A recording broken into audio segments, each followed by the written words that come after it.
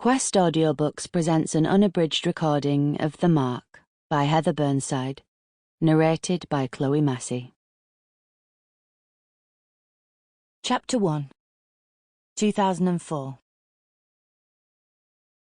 The two women sitting side by side in the run-down Manchester pub couldn't have been more different, so they made for unlikely friends. Maddy was an attractive middle-class woman in her late 30s, outwardly confident and self-assured.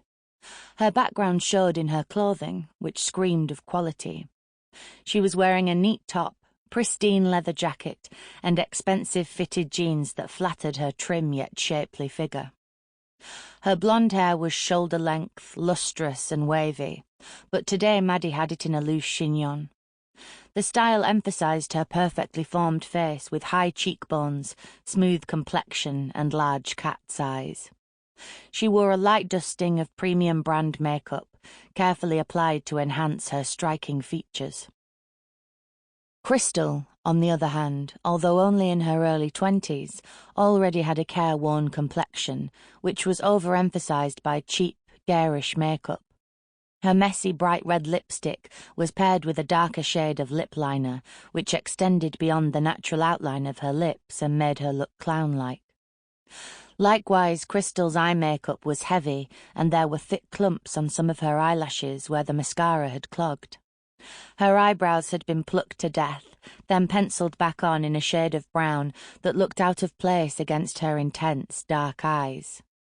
Even her hair let her down. It was over-dyed in a lurid shade of red and was dry and coarse.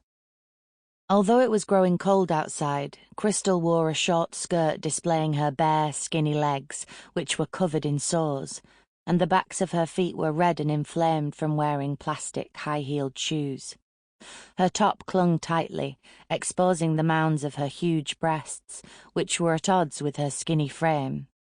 She had obviously had a boob job, under the guidance of her pimp rather than her plastic surgeon. The Rose and Crown was tucked away in the back streets of Manchester, where it had managed to avoid the redevelopment that had taken place in other parts of the city centre.